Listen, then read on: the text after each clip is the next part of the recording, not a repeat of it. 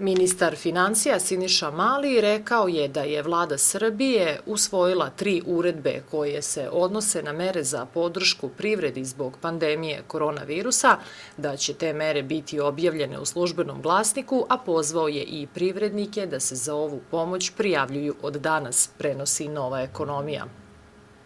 On je na konferenciji za novinare podsjetio da je jedan od uslova da od 15. marta preduzeća nisu otpustila više od 10% radnika, kao ni da 3 meseca nakon dobijanja pomoći ne otpuštaju isti broj zaposlenih.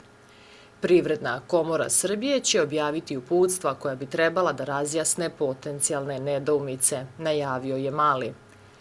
Ne računaju se zaposleni koji su zaključili ugovor o radu na određeno vreme pre tog datuma za period koji se završava od 15. marta 2020. godine pa do stupanja na snagu te uredbe.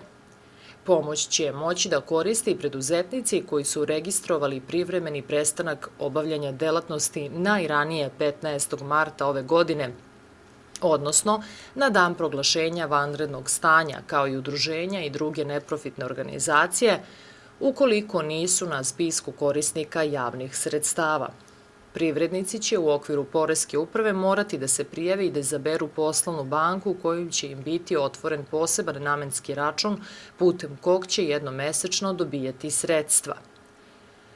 Vladinom uredbom je odloženo plaćanje poreza i doprinosa na zarade i naknade zarada do 4. aprila 2021. godine, a kako je dodao Mali, izmirenje te obaveze će početi od januara sledeće godine i to najviše na 24 mesečne rate bez kamate.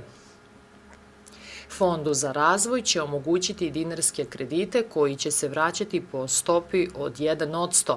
Minimalni iznos kredita za privredna društva je 1.000.000, za mala pravna lica 200.000 dinara, a i gornja granica varira od veličine privrednog subjekta.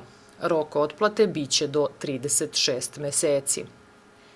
Ministar je najavio da će 100 evra biti isplaćeno svakom punoletnom građaninu u dinarima u, kako je rekao, najkraćem mogućem periodu nakon ukidanja vanrednog stanja, a dodao je i da će mere odlaganje poreza i doprinosa za zaposlene kao i akontacije poreza na dobit stupiti na snagu.